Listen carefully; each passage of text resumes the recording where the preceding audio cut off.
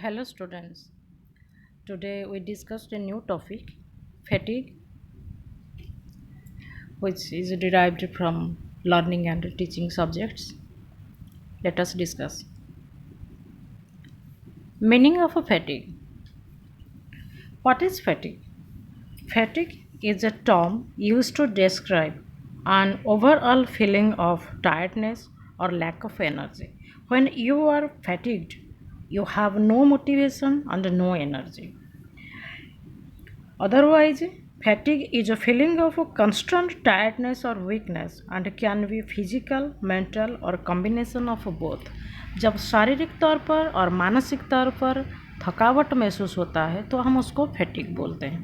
When we do some work, then after sometimes a situation comes when we have less desire to work and our body becomes tired. जैसे काम करते रहते हैं लगातार continuous अगर हम काम करते हैं तो कहीं ना कहीं थकावट महसूस होता है. तो फिजिकल टायर्डनेस होता है, उसके साथ साथ मेंटल टायर्डनेस भी क्रिएट होता है.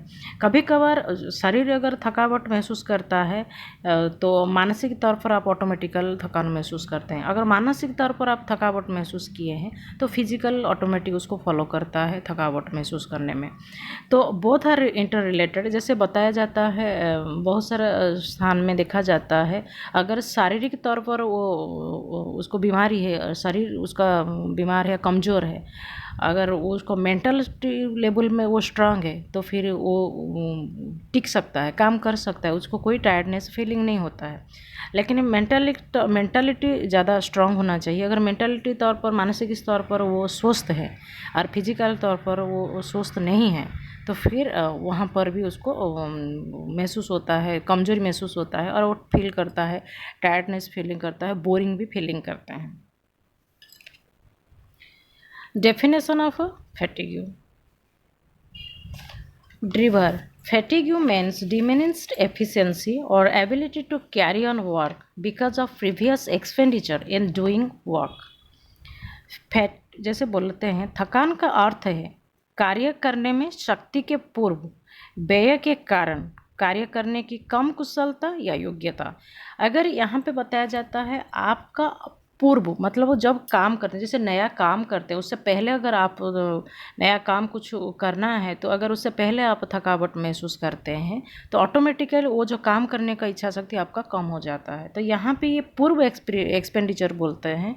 यहाँ पे प्रीवियस एक्सपेंडिचर, आप पहले से अगर बहुत काम कर चुके हैं तो फिर आपके लिए कोई नया काम करना वो आपके लिए दुविधा क्रिएट करता है और डिफ़िकल्ट हो सकता है. Then boring, Langfeld and Weld. Fatigue is best defined as reduction in efficiency resulting from continuous work. जैसे बोलते हैं थकान की सर्वोत्तम परिभाषा निरंतर कार्य करने के परिणाम स्वरूप कुशलता में कमी के रूप में की जाती है. यहाँ पे उससे पहले ड्रिवर बताए थे पूर्व अगर पहले से आप बहुत सारा काम किए हुए हैं तो आपको थकावट महसूस होता है, आप उस काम करने के लिए आपकी इच्छा शक्ति कम हो जाता है. लेकिन बोरिंग और लैंगफेल्ड और बेल्ट बोले हैं उनको बोलते हैं कंटिन्यूस अगर आप काम करते हैं, एक काम के चलते आप कंटिन्यूस काम कर रहे हैं, उस काम का नतीजा ठीक नहीं होता है, ऑटोमेटिक वो काम से आपका मन हट जाता है करने में और आप वो कहीं ना कहीं टायर्ड फील करते हैं. Valentine. Mental fatigue is usually merely boredom. There is little or no mental fatigue so long as interest remains lively. जैसे बताते हैं मानसिक थकान साधारणतः केवल बोरियत है. जब एक व्यक्ति की कार्य में रुचि बनी रहती है तब तक वो किसी प्रकार की मानसिक थकान अनुभव नहीं करता है. तो यहाँ पर बताया जाता है आपका इंटरेस्ट लेवल का कैसे होता है. मतलब आप बहुत जल्दी फेडअप नहीं होते, बहुत जल्दी आपका इंटरेस्ट कम नहीं होता है तो फिर आपका मेंटल फैटिग क्रिएट नहीं होता है और कंटिन्यूस आप उस काम को करते रहते हैं. जब आप बोर फीलिंग कर लेते हैं तो कहीं ना कहीं आपको ऑटोमेटिकली आपका माइंड डिक्रीज होता है, पेशेंस डिक्रीज हो जाता है तो फिर आपका मोटिवेशन लेवल भी डिक्रीज होता है और काम करने में आपको बोरियत फीलिंग होता है. अगर आपका इंटरेस्ट है तो फिर मेंटल थकान कुछ बात नहीं होता है. मानसिक थकान जो होते हैं अगर आप बोर फीलिंग करते हैं तो ऑटोमेटिकल मानसिक थकान हो जाता है. Then kinds of fatigue. थकान के प्रकार। First, physical fatigue. This fatigue is that state of the body when the power of the body is reduced due to continuous physical work. The organs become relaxed and the person does not work and wants to rest. यहाँ पर शारीरिक थकान पे बताया जाते हैं, अगर continuous काम किया जाता है, निरंतर आपको कार्य करते हैं, तो आपका बॉडी ऑर्गन्स जैसे पैर, हाथ पैर ये सब थक जाता है और वो रिलैक्स महसूस करने के लिए आप मन होता है और वो शिथिल पड़ जाता है, एक्टिव नहीं रहता है, तो आपको फिजिकल फैटिग महसूस होता है, शारीरिक तौर पर थकान महसूस होता है। Next, mental fatigue. This fatigue is a state of the brain when the mind's power of meditation, thinking, etc.